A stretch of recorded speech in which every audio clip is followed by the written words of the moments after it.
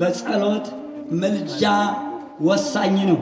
ሰው አላየኝም ብሎ ጭንብል ለብሶ ስፍራ ለውጦ እግዚአብሔርን የሚያሳዝን መልሶ የገዛ ሕሊናውን የሚያቆስል ኃጢአት ሰርቶ ያለ ሰው በቀጥታ ከእግዚአብሔር ቅጣት በፊት ሄዶ ኑዛዜ በስንት መንገድ አንድ ሰው ኃጢአቱን መናዘዝ ይችላል?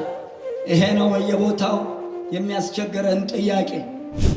ነፍስ አባት እያላችሁ ሥጋው ደግሞ ያልተቀበላችሁ ዕድሜና ቀን የምትቆጥሩ ሰዎች እግዚአብሔር ይሁናችሁ። ወይ ባልተፈጠራችሁ ወይ ሰው ባልሆናችሁ። አገረ እግዚአብሔር በጾመ በጸሎት በስዕል የምንቆይበት ርዕስ የእናቴ ልጅ ጸሎት የሚል ይሆናል ርዕሳችን። ከዚያ በፊት ነቢየ ልዑል ዳዊት እግዚአብሔር አድሎት የዘመረው መዝሙር 108 ቁጥር 24ን መነሻ አድርጌ አብረን እናመሻለን። የአባቶቻችን አምላክ ከኛ ጋር ይሁን። ቁጥር 24 ወደ ክባኔ በረከየ በጾም ወስከ ሥጋዬ በኃጢአት እናቱ ሁብሊ ትባላለች። የዳዊት እናት ኢትዮጵያዊ ናት። ዘርን አይመለከትም፣ ተወልዳበታለች። የሀገር ስም የዘር መጠሪያ አይሆንም። ዘር የሚጠራ ዘራ አዳም፣ ዘራ አብርሃም። የአባቶቻችን አምላክ ከኛ ጋር ይሁን። ትርጓሜ ጉልበቶቼ በጾም ደከሙ፣ ሥጋዬም ቅቤ በማጣት ከሳች። ርዕሳችን ጸሎት ማለት ምን ማለት ነው ይላል። ውድ ወገኖቼ ወደ ትምህርቱ ገባለው። ለአብ ለወልድ ለመንፈስ ቅዱስ ምስጋና ይሁን። ዳዊት ከዚህ ይቆየን። ለመሆኑ ጸሎት ማለት ምን ማለት ነው? በመጀመሪያ ስርወ ግሱን እናየዋለን። አመሰገነ፣ ዘመረ ማለት ነው። ጸሎት ማለት ምስጋና፣ ልመና፣ ዝማሬ ማለት ነው። አባቶቻችን አላስተማሩትም ብዬ አይደለም። እንደ አቅሙ የወረወረ ፈሪ አይባልም ይባላል። ጸሎት ከእግዚአብሔር ጋር መነጋገር ነው። ዳዊትን ጸልዩ፣ ውዳሴዋን ጸልዩ። መጽሐፍቱን ስታነቡ ከእግዚአብሔር ጋር እንደሆናችሁ አስቡ። ጸሎት ማለት ለምናመልከውና ለምናምነው ልዑል አምላካችን እግዚአብሔር በየዋህ ልቦና ራሳችሁን እዩ። በየዋህ ልቦና፣ በንጹህ ሕሊና፣ በንጹህ ልቦና፣ በቅን ልቦና በእነኚህ በምናገራቸው ቃሎች መስተዋትነት ራሳችሁን እዩ። ንጹሐ ባህሪ ስለሆነ እንዲህ ሆነን ነው ለጸሎት ፊቱ መቆም ያለብን። በየዋህ ልቦና፣ በንጹህ ሕሊና፣ በንጹህ ልቦና፣ በቅን ልቦና ሆነን ለጌታ ለልዑል አምላካችን የምናቀርበው መብአ ነው ጸሎት የሚከተሉትን ነገሮች ይይዛል። አንደኛ፣ የመጀመሪያው ለጸሎት ስንቆም ምስጋና ያስፈልጋል። ይኸውም ምን ብለን ነው የምናመሰግነው? ጠዋት ከሆነ ያን ጨለማ አሳልፈህ በዚያ በእንቅልፍ ልቦና ሆኜ ምኑንም በማላውቅበት ሰዓት ሁሉ ከኔ ጋር ሆነህ አሁን ሌሊቱ አልፎ ያ ጨለማ በፊትህ ለመቆም አብቅተኸኛልና ብሎ ከፍ ያለ ምስጋና ማቅረብ። ቀጥሎ በጤና ጠብቆ ዕድሜ ጨምሮ በሰላም አውሎ ወይም በሰላም አሳድሮ ገናናውና ዘላለማዊ አምላካችን የዕለት ጉርስ የዕለት ልብስ ሰጥቶ በተዋህዶ እምነታችን አጽንቶ እዚህ ዕለት እንዳደረሰን ለወለ እግዚአብሔር አምላካችን እንዲህ ብለን የከበረ ምስጋና በቅን ልቦና ማቅረብ። ነቢየ ልዑል ዳዊት እንዳለው 118ኛው መዝሙር ቁጥር 73 ላይ እነሆ እጆቼ ሰሩኝ አበጃጁኝም፣ እነሆ ትእዛዛትህን ሁሉ እማራለሁና እንዳስተውል አድርገኝ። እናቴ ልጅ ቀጥሎ ነቢየ ልዑል ኢሳይያስ 49ኛው ምዕራፍ ላይ እነሆ እኔ በእጄ መዳፍ ቀርጨሻለሁ፣ ቅጥሮችሽ ሁልጊዜ በፊቴ ናቸው ይላል። የልዑል እግዚአብሔር የእጆቹ ሥራ መሆኑን አስበን እግዚአብሔርን ምን ብለን እናመሰግነዋለን? 138 መዝሙር ቁጥር 14 ላይ ግሩምና ድንቅ አድርጎ ፈጥሮኛልና አመሰግናለሁ፣ ሥራህ ድንቅ ነው፣ ነፍሴም እጅግ ታውቀዋለች ብሎ እንዳመሰገነ 12ቱ ብልቶቼን ሰጥተህ ጥሬ ግሬ ወጥቼ ወርጄ ሰርቼ እንድበላ ጤናዬን የሰጠኸኝ አምላክ ብሎ ማመስገን ይገባል። ቀጥሎ እያንዳንዳችንን የምንኖርበት የተለያዩ ጥበብን እውቀትን በመስጠት ተፈጥሮን በመጠቀም በቸርነትህ በሰጠኸኝ ስጦታ ጉልበት ስላገኘው ሰርቼ ራሴን ቤተሰቤን የምችልበትን እውቀት የሰጠኸኝ ጌታ ብሎ ማመስገን ይገባል። ቀጥሎ ጸሎት ልመናን ይይዛል። በጸሎት ጊዜ ወይም በጸሎት ሰዓት በአእምሮ ሆነ ከሁሉ በፊት መጻሕፍቱንም ከመክፈታችን በፊት ትክክል የሚገባውን መስቀኛ ለብሰን አደግድገን ምንጊዜም የተዋህዶ ልጆች ፊታችን ወደ ምስራቅ ነው የሚሆነው። ቤተ ክርስቲያን ካለም ወደ ቤተ ክርስቲያን ነው የሚሆነው። ቤተ ክርስቲያን ስንመጣ በቤታችን ስንሆን ግን ምስራቁን አይተን ፊታችን ወደ ምስራቅ አዙረን እንለምነዋለን። ይኸውም በመጀመሪያ ለራሳችን የሚያስፈልገውን የዕለት ጉርስ የዕለት ልብስ አትንፈገኝ፣ ቤተሰቦቼን ልጆቼን ባርክልኝ ብለን እንለምናለን። ከዚያ ሦስተኛው በጸሎት ምልጃ ወሳኝ ነው። ለሌሎች ሰዎች ስለ ወገናችን፣ ስለ ጎረቤቶቻችን፣ ስለ ሕሙማን በተለይም ቀድሶ በስሙ እንድትጠራ አድርጎ ከአራቱ የገነት ወንዞች ግዮን እንዲፈስባት አድርጎ ገነት በምድሯ እንድትገኝ አድርጎ ብሔረ ሕያዋን ብሔረ ብፁዓን እንድትገኝባት አድርጎ እንደገና ታቦተ ጽዮን በእጁ የጻፈባት ሁለቱ ጽላቶች የአንዷን እንኳን አብረን እናየዋለን ወደፊት። ድሮም የራሳቸው ናት፣ እሱን አብረን እናየዋለን። ሁሉም እየተጠናቀቀ ነው።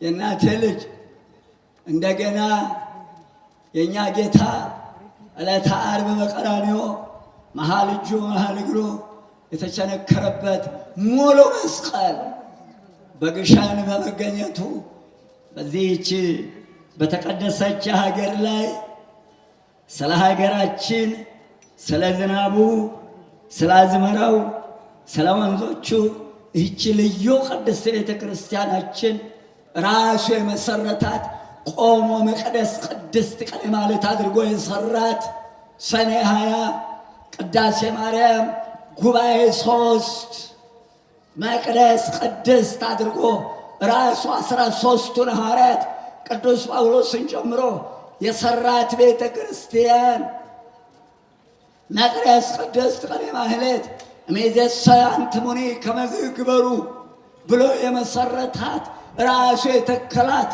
ራሱ ካህን ሆኖ መስዋዕት ያቀረበ ራሱ ተቀባይ ራሱ መሥዋዕት ሆኖ የተከላት ቅድስት ቤተ ክርስቲያን ለመላው ዓለም ትጸልያለች። ይህም ምሳሌ አድርጋችሁ ሁላችሁም ስለ ሀገራችሁ፣ ስለ ሌላው፣ ስለ መሳፍንቱ፣ ስለ ነገሥታቱ መምህራኑ የሚያስተምሩት ትምህርት እንዲገባን፣ መሪዎቹ፣ ነገሥታቱ፣ ዳኞቹ በትክክል እንዲፈርዱ፣ መምህሩ ሕዝቡን እንዲሰማ፣ ሕዝቡ መምህሩን እንዲሰማ፣ ተማሪ መምህሩን እንዲሰማ፣ የእናንተ ልጅ መሳፍንቱ፣ መኳንንቱ፣ ነገሥታቱ ሕዝብ እንዲሰማቸው፣ ሕዝቡም እንዲሰሙ መጸለይ ይገባል። ጸሎት ይህ ሁሉ ያጠቃልላል። የእናንተ ልጅ ጸሎት ኑዛዜን ይይዛል። ጸሎት በአንድ ባንድ እናየዋለን። ኑዛዜ ስል ስለሰራነው ኃጢአት ማለት እንጂ ሀብት ያላቸው ሰዎች ለፈለጉት ሰው የሚናዘዙትን ሀብት አይመለከትም ይሄ ትምህርታችን። ስለዚህ ኑዛዜ ማለት የእናቴ ልጅ በሕይወቱ በአእምሮ ሆኖ ወይም ከአእምሮ በሆነ ኃይል ውጭ ሆኖ የእናቴ ልጅ ከባድ ኃጢአት ቢሰራ በልዑል እግዚአብሔር ፊት ልዑል እግዚአብሔር ለሾማቸው ካህናት አንደበቱን ምስክር አድርጎ የገዛ አንደበቱን ከሳሽ አድርጎ የገዛ ልቦናውን ምስክር አድርጎ ከእግዚአብሔር ቅጣት በፊት ራሱን በራሱ የሚቀጣበት መንገድ ኑዛዜ። ሁለተኛ ኑዛዜ ማለት ሰው አላየኝም ብሎ ጭንብል ለብሶ ስፍራ ለውጦ እግዚአብሔርን የሚያሳዝን መልሶ የገዛ ሕሊናውን የሚያቆስል ኃጢአት ሰርቶ ያለ ሰው በቀጥታ ከእግዚአብሔር ቅጣት በፊት ሄዶ ለነፍስ አባቱ ይሄን ሰርቻለሁ ብሎ ራሱን ከሶ ከካህኑ በሚሰጠው ስርየት ከእግዚአብሔር ጋር የሚታረቅበት መንገድ ነው ኑዛዜ። እናንተ ከእግዚአብሔር ቅጣት በፊት ራስን መክሰስ ማለት ነው ኑዛዜ። ከዚያም ካህኑ የሰጠውን ቅጣት ተቀብሎ ስርየት ይሰጠዋል። ከፈጣሪው ታርቆ በቃሉ ታንጾ ወደ መንግሥተ ሰማያት ወደ ገነት ጉዞውን ይቀጥላል። ለመሆኑ ኑዛዜ በስንት መንገድ አንድ ሰው ኃጢአቱን መናዘዝ ይችላል? ይሄ ነው በየቦታው የሚያስቸግረን ጥያቄ። የያዙ ማስታወሻ የያዛችሁ ሰዎች ሰው ኃጢአቱን በስንት መንገድ ይናዘዛል? በአራት መንገድ ነው የሚናዘዘው። በአራት መንገድ። የመጀመሪያው ኃጢአቱን የሰራውን ራሱ ከፈለገ 1 2 3 4 ብሎ በቁጥር ብቻ ጽፎ፣ ሌላው ሀተታው አያስፈልግም ለነፍስ አባት። ምናልባት ማዝነው ነፍስ አባት የሌላችሁ ሰዎች እግዚአብሔር ያጥናችሁ። ነፍስ አባት እያላችሁ ስጋው ደግሞ ያልተቀበላችሁ እድሜና ቀን የምትቆጥሩ ሰዎች እግዚአብሔር ይሁናችሁ። ወይ ባልተፈጠራችሁ ወይ ሰው ባልሆናችሁ። ካህንን የሚሾም ማን ነው? ካህንን የሚሾም? እግዚአብሔር። ካህንን አባቴ ማለት ማንን አባቴ ማለት ነው? አባት የሌላችሁ እግዚአብሔር ይሁናችሁ። የእግዚአብሔር እንደራሴዎች ናቸው ካህናት። ስልጣኑን ሙሉ ስልጣኑን ነው ንጹሐን አባቶቻችን ሐዋርያትን ሲሰጥ ስልጣን የሾማቸው። ድውይ ፈውሱ፣ ለምጻም አንጹ፣ ሙታን አንሱ፣ ጎባጣ አቅኑ፣ ዕውራ አብሩ፣ ወደ ዓለም ሁሉ ሂዱ፣ በተለይም ወደ ጠፉት ቤት ሂዱ፣ መንግሥተ ሰማያት ቀርባለች ብላችሁ ስበኩ፣ እስከ ዓለም ፍጻሜ እኔ ከእናንተ ጋር። ያ ስልጣን አሁንም ይሰራል። ያ ስልጣን ከዚያ ተላልፎ እነዚያ ንጹሐን ሐዋርያት አባቶቻችን የተሾሙበት ሹመት ዛሬም አዲስ ነው። ያው ይሄ ስልጣን ላላቸው ካህናት የምንናዘዘው። በምድር ያሰርከው በሰማይ በምድር የታሰረ፣ የፈታኸው በሰማይ በምድር የተፈታ። ይሄ ነው የካህናት ውስጥ እነዚህ አባቶች ለእኛ ከእግዚአብሔር ጋር ንስሐችን ተቀብለው የሚያስታርቁ አባቶቻችን። ስለዚህ ለምሳሌ አንዱ ሰርቋል ልበል፣ አባቴ እንደው ርቦኛን ቀን ማድረገው ነገር አጥቼ ሳንቲም በኪሴ የለ፣ እንደው እንዳለምንም አፈርኩ፣ እንደው በዚህ ምክንያት ኃጢአቱ ምንድን ነው? ሰረኩ። ይሄ ሁሉ አጠጣ ምን ያስፈልጋል? ሰርቃል ሰረኩ ብቻ። ፍርድ ቤት ቀርበህ ነፍስ ገለህ እንደ ያለታ ጫት በልተን ውስኪ ገልብጠን ጮማ ቆርጠን መጠንጡ ራሴ ላይ ወጣ። ከዛ በኋላ ሞቃለኝ ሲሰድበኝ ዳኛው የሚጠብቃት ቃል ምንድን ናት? ገደሉ። ወንጀል በራሱ ላይ ይጨምራል። አያስፈልግም። ይሄ ሁሉ ካህኑ ፊት ስትቀርብ ቀጥ ብለህ ቆመህ አምቻለሁ፣ ዋሽቻለሁ፣ ሰክሬያለሁ፣ ዘፍኛለሁ፣ አመንዝሬያለሁ፣ በቀጠቀላላ የሰራሃትን ኃጢአት ያለምንም መፍራት የሰራሃትን ኃጢአት ያለምንም መፍራት ገጽ ለገጽ ቆሞ ለካህኑ ኃጢአትን መንገር ኑዛዜ። የመጀመሪያው ኑዛዜ አንደኛ ገጽ ለገጽ ቆሞ መንገር። ሰው ኃጢአቱን በስንት መንገድ ይናዘዛል? በአራት። አንደኛው ገጽ ለገጽ ቆሞ፣ ሁለተኛው ኑዛዜ ካህኑ ፊት የምንቀርብበት።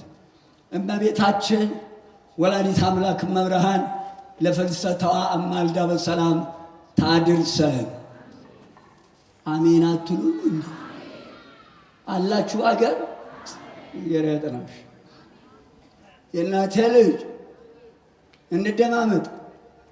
ሁለተኛው በፍልሰታዋ ሰኞ ውዳሴ ማርያም ዘወትር ይተረካል።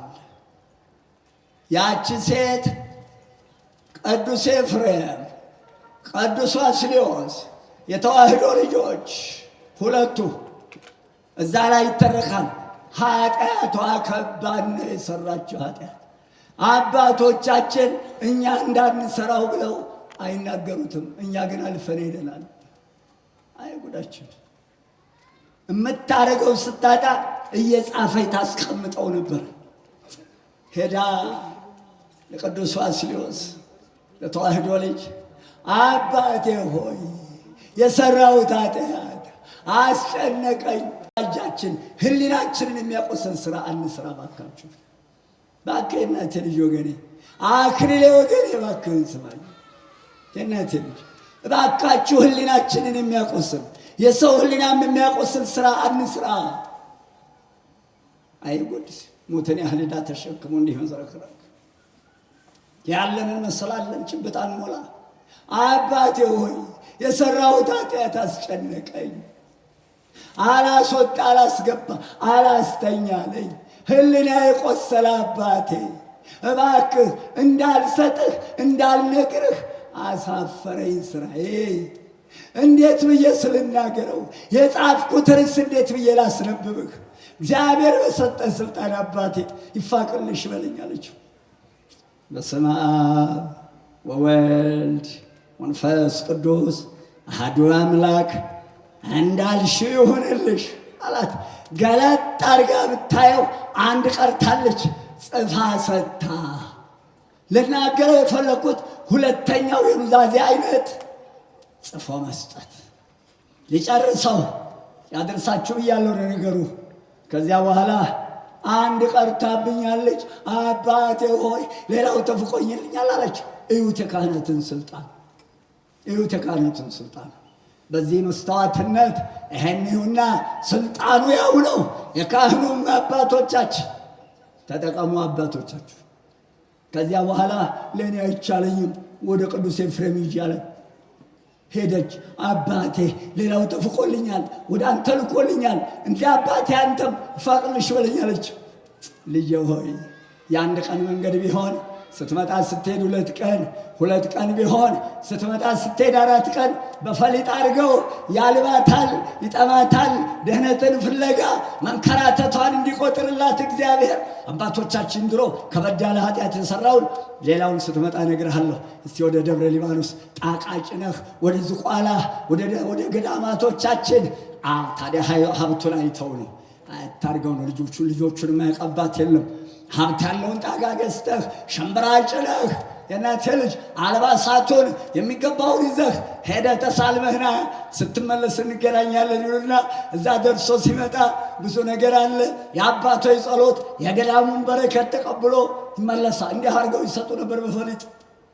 ከዚያ በኋላ የእናቴ ልጅ ተመልሰሽ ሂጂ ለእኔ አይቻለኝ ብለሱም ነው ስትመለሽ ሞቶ ነው የምታገኘው። አዎ አስከሬኑን ይዘው ወደ መቃብር ሲሄዱ ሳትጠራጠሪ አስከሬኑ ላይ ጣዩ ይፋቅልሻል አላት። እዛ ተቀምጦ እዚህ ቅዱስ ባስልዮስን ሞት ማየት እንደነዚህ ያሉ አባቶች እኮ ናቸው ተዋህዶ። እነዚህ አባቶች የመሰረቷት እኮ ነች።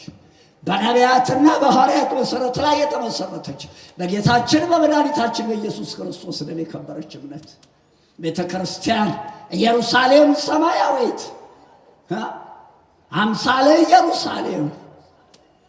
እናቴ ልጅ ሁለተኛው ጽፎ መስጠት፣ ሶስተኛው ከማያውቁበት ገዳም ሄዶ አሁን እዚህ ቀጨኔ ነው ያላችሁት፣ ወረድ በሉና ወደ መርካቶ አባቴ ብፁዕ አባታችን ተክለ ሃይማኖት ወረታችሁ ወረድ ብላችሁ ወደ ልደታ ሻገር ብላችሁ ወደ ታላቁ ቤተክርስቲያኑ ቅዱስ ሚካኤል እናቴ ልጅ የካ ሚካኤል ሄድ ብላችሁ ሸምገል ያሉትን አባት እድሜ መምህር ነውና አባቴ ስለ ወላዲት አምላክ ስለ ጭንቃ አማላጇ የእናቴ ልጅ እናቶቼ ድሮ ስትጠሯት ታውቁበታላችሁ እኮ ምጥ ሲመጣ ገና ማርያም ማርያም ጭንቃ አማላጇ ፈጥኖ ደራሿ እማዋይሽ ድረሽልና ስትሏት ወዲያ ውልድ ስታረግ አቤት እንኳን ማርያም አለችሽ ይባል ነበር ድሮ። ምን ነው አቃታችሁ እንዴ እናቶቼ? እስቲ እማዋይሽ በሏት ስመ ብዙ አንቺ ብርሃኔ ናት እማዋይሽ ፈጥኖ ደራሿ ጭንቃ አማላጇ እስቲ ጥሯት። ዝናቡ እንዲብሏል እኮ በልጉ ሊያልፍብን ነው እንስሳው እየተራበኩ አረ ተጨንቀናል እማንወልደውን አርግዘናል እኮ እስቲ ጭንቃ አማላጇ በሏታ። አምጠው ወልደውባታል እኮ አባቶቻችን እናቶቻችን። የእናቴ ልጅ ሸምገል ያሉ ካህን ይዛችሁ ስለ ጭንቃ አማላጇ ገላግሉኝ ተጨንቄ መጣሁ። ከነፍስ አባቴ ተደብቄ ነው የመጣሁት። የሰራሁት ጉድ አባቴ ይታዘቡኛል ብዬ የሰራሁትን ኃጢአት በምራፌ ልንገራቸው። ራሴ ህሊና የቆሰለ ላብድ ነው። ስለ ሕያው እግዚአብሔር ስለ ወላዲት አምላክ ከነፍስ አባቴ ተደብቄ መጥቻለሁ። ነፍስ ንስሐ ይስጡኝ ይቀበሉኝ ኃጢአቴን። የተዋህዶ ልጆች ወዲያውኑ ቀኝ እጁን አፈፍ አድርገው መቀመጫ ቦታ ይሄዳሉ። መቀመጫ ቦታ እስኪሄድ ድረስ ያ ኃጢአት ሲዘፍቀው የኖረ ጋኔል በእንቅፋት እንዳይገለው ቀኝ እጁን ይዘው መስቀላቸውን ይዘው ቦታ አመቻችተው እዛው ቤተ ክርስቲያን ነው የሚጠየቀው። ፊት ለፊት ቆመው ከተዋህዶ ቤተ ክርስቲያን ልዑል እግዚአብሔር ሆይ በቀራንዮ ደምህን ያፈሰስክለት ልጅህ ያጠፋው ልጅህ መጥቷልና ተቀበልልኝ ብለው ጸሎት አድርገው በልስቴ ንገረኝ ብለው ይቀበላሉ። ንስሐ ለመቀበል የጠየቀ ሰው ቀጠሮ አይሰጥም።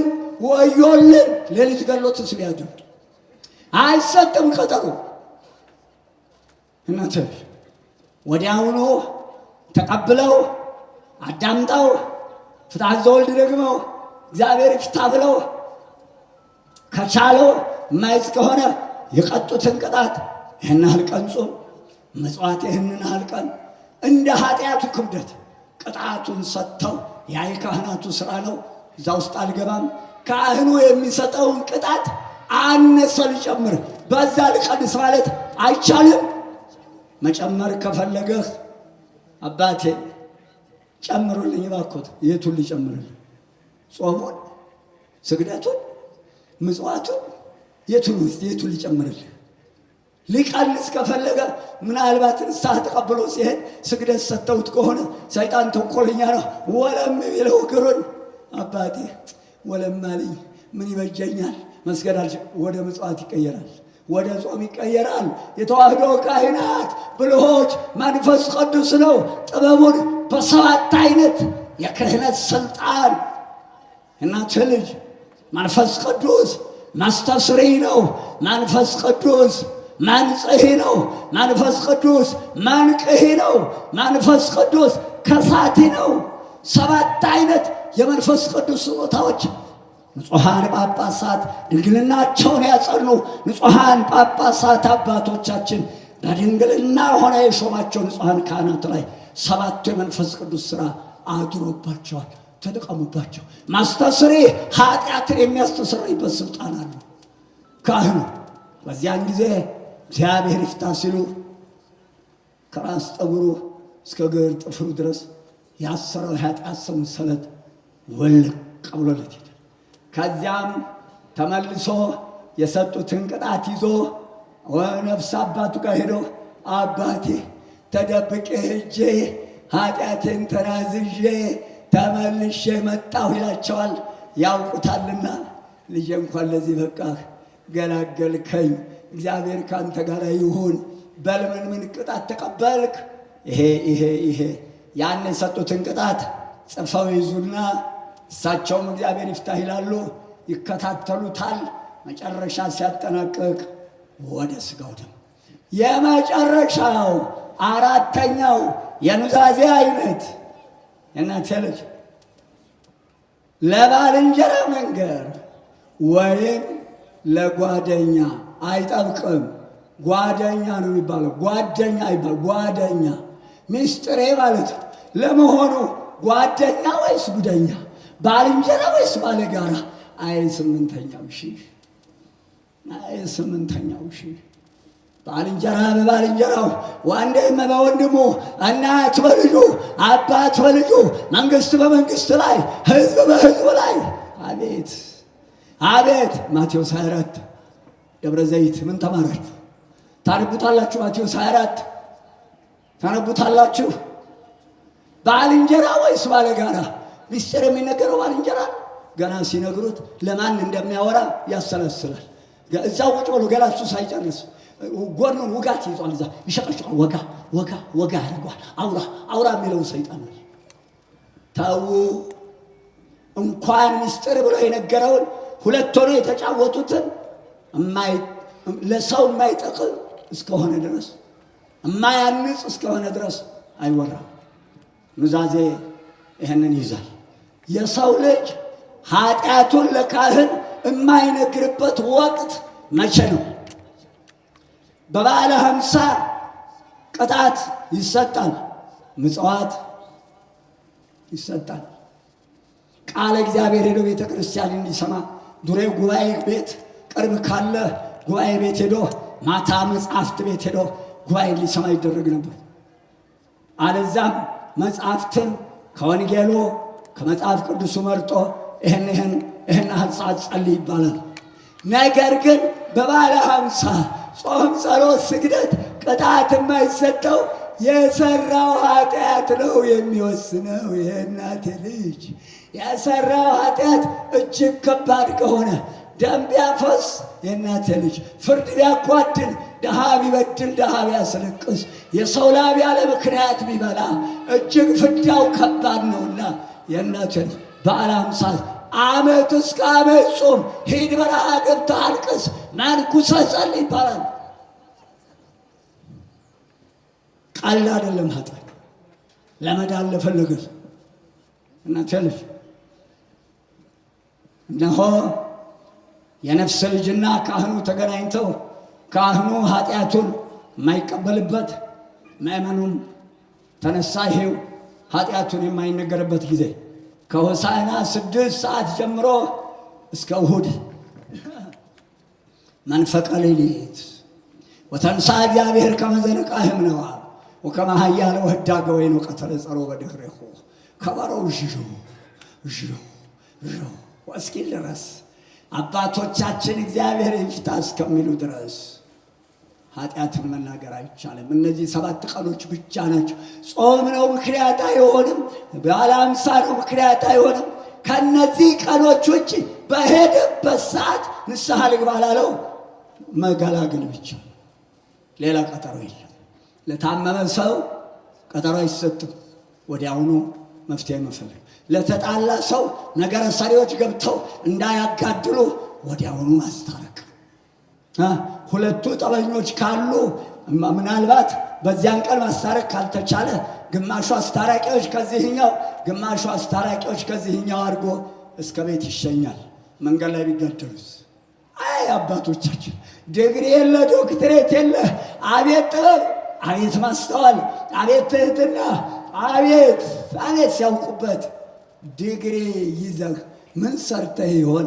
ድግር ጠርቦ ዳቦ ገምጠሃል፣ ቅቤ ውጣሃል፣ ቀልጠም ግጠሃል፣ ጠጅ ጠጥተሃል። ማለት አንተ ዲግሪ ይዘህ እሱ ዲግሪ ጠርቦ አንተ ዲግሪ ይዘህ ምን ሰራህ? ምን ሰራህ? ምን ሰራህ? ጠይቀሃል። መድኃኔዓለም የሚመጣው እኮ ራዕየ ዮሐንስ 22 ከቁጥር 10 ጀምሮ አንብቦ እነሆ በቶሎ እመጣለሁ፣ አልፋና ኦሜጋ እኔ ነኝ፣ ለእያንዳንዱ እንደ ሥራው ዋጋውን ከፍል ዘንድ በቶሎ እመጣለሁ። ምን ሰርተህ ይሆን የምጠብቀው? ምን እየሰራን ይሆን? የምንሰራው ስራችንን እየነቀለን ነው። የምንሰራው ስራችንን እየነቀለን ነው። የታደሉ የተዋህዶ ልጆች በሚያልፍ ዓለም የማያልፍ ስራ ሰርተው ገብተዋል ከአባቶቻቸው ሀገር። የትንወድቅ ይሆን? እናንተ ያዜናቴ ልጅ ቀጥሎ ጸሎት ንስሐን ይዛል። ንስሐ ማለት መጸጸት፣ ማዘን። አምላክ ይሆን ያንን ሁሉ በደል በድዬህ ያንን ሁሉ ኃጢአት ሰርቼ ማርከኝ። እኔ እችን የዛሬን ጀንበር ማየት የምችል ሰው ነበርኩ። አቤት ቸርነትህ ብሎ ጨልን እየጠፉ ደረትን እየደቁ የሚኖሩበት ሕይወት የንስሐ ሕይወት። የንስሐ ሕይወት ማለት የሰሩትን ኃጢአት ተናዞ ሁለተኛ ወደዚያች ኃጢአት ላለመመለስ ወስኖ የሚኖርበት የክርስትና ሕይወት የንስሐ ሕይወት። የት ጋር ያለህ እናቴ ልጅ? የእናቴ ልጅ የኔ ነሽ። የት ነው ያለሽ? የኔ ነሽ። ያዞ እንዳይበላሽ ሽሺ። የት ነው ያለሁ? እናቴ ልጅ አካል ያክል ወገኔ የት ነው ያለሁ? ወንድም አለም፣ አንቺ ታለም፣ ወንድም ጋሻ፣ አብዬ፣ አጎቴ የት ነው ያለሁ ትባባላላችሁ። እንደዚህ ወንድ ከሆነ ፋዘር ወይም ትንሽ ዕድሜ ቀለም ካል ወይ ብራዘር፣ ሴት ከሆነ ሲስተር፣ ማዘር፣ ማዚቲ ማበለት ተጀምሯል። እግዚአብሔር ያጥናሽ። ተምሮ ተሞቷል። እማዬ ማን ገደለ? አባዬ፣ አክስቴ፣ ወንድም አለም፣ ታለም። ወደ ኋላ መቅረት ነው። ይሄ ድንቁርና ነው። ይሄ ትህትና ድንቁርና ነው። ዛሬ ትህትናን እንደ ድንቁርና የሚመለከቱታል። ራሱ ደንቆሮ ነው። ይሄንን ትህትናን እንደ ደንቆሮ የሚመለከት ከሆነ ትህትና እኮ መድኃኔዓለም ክርስቶስ ወደዚህ ዓለም የመጣው እኮ ለሁለት ነገር ብቻ ነው። አንዱ እኛን ለማዳን በዕፀ በለስ ከመጣብን ዕዳ፣ ሁለተኛው ትህትናውን ለመግለጽ አርአያነቱን ለማስተማር። ሌላ አይነገርበትም። መድኃኔዓለም ክርስቶስ ትህትና ማለት በፈሪሃ እግዚአብሔር ሆኖ ወገንን፣ የእናቴ ልጅ በፈሪሃ እግዚአብሔር ሆኖ ወገንን በታላቅ የእግዚአብሔር ፍቅር ማክበር ትህትና ነው። በትህትና አጊጡ፣ በበጎ ነገር አጊጡ። ትህትና ለአባቶቻችን ጌጥ ነው። ትህትና እኮ ጌጥ ነው፣ ያሳምራል። ትህትና እኮ የሃይማኖት ትህትና እኮ የሃይማኖት ገንዘብ ነው። ገንዘብ አድርጉት ትህትና ነው። ሃይማኖት ኖሮ ትህትና የሌለው፣ ትምህርት ተምሮ ትህትና የሌለው፣ ሀብታም ሆኖ ንፉግ እግዚአብሔር አይጣል። ክፍል መቁጠር፣ ዕድሜ መቁጠር፣ አሳር መቁጠር፣ አሳር ማስቆጠር። የእናቴ ልጅ ወልዶ መካድ ያዝ የእናቴ ልጅ ንስሐ እነሆ የእናቴ ልጅ መጸጸት፣ ማዘን፣ መተከስ እነሆ የቀደመውን ኃጢአት ተናዞ ሁለተኛ ወደዛች ኃጢአት ላለመመለስ ወስኖ በእግዚአብሔር ጸጋና ትሕትና መኖር። የእናቴ ልጅ አስተውሉ። እንግዲህ ቀጥሎ ጸሎት ስግደትን ያጠቃልላል። ስግደት የምንሰግደው በመጀመሪያ ጸሎቱን ከመጀመራችን በፊት እናማትባለን። ካማተብን በኋላ ቀራንዮ እንሄዳለን። ወዲያው ቀራንዮ እንደነበረች ለታር ቀራንዮ እንዴት ነው ያሳለፍናት? ምንድነው አባቶቻችን ያስተማሩ? ወንጌላችን የሚነግረን ምንድነው? አስተውሉ። በመጀመሪያ ጌቴሴማኒ ላይ ፊቱ የደም ነጠብጣብ እስኪለብስ ድረስ በግንባሩ ተደፍቶ ሰገደ ይላል። ከሊቶስትራ እስከ ቀራንዮ 136 ጊዜ ወድቋል። ከጌቴሴማኒ እስከ ቀራንዮ 36 ጊዜ ወድቋል።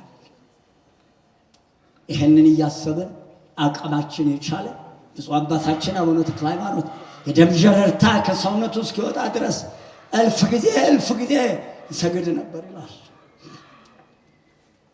እኛ እነሱን መሆናችን ወጣም ወረደ አቅማችሁ የሚችለውን ወይ 36ቱን አቅማችሁ የቻለ ወይ 136ቱን ሰግደን ጸሎቱን እንጀምራለን።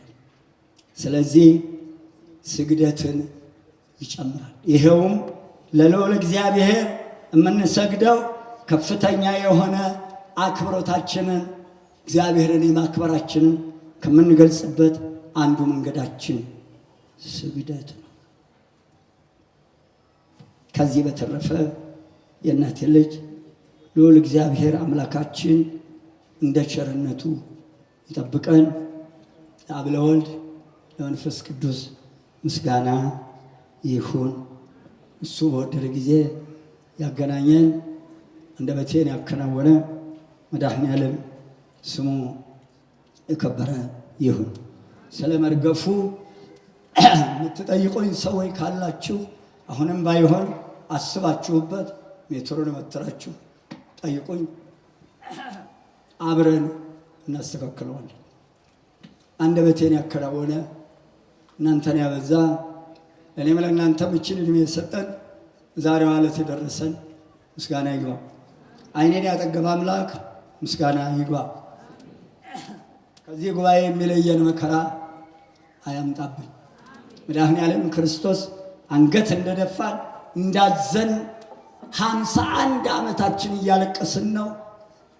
66 የካቲት 11 የጀመረን ጦስ እያርመሰመሰን ያለው መድኃኔዓለም ክርስቶስ እንዳዘን እንዳለቀስን አያስቀረን።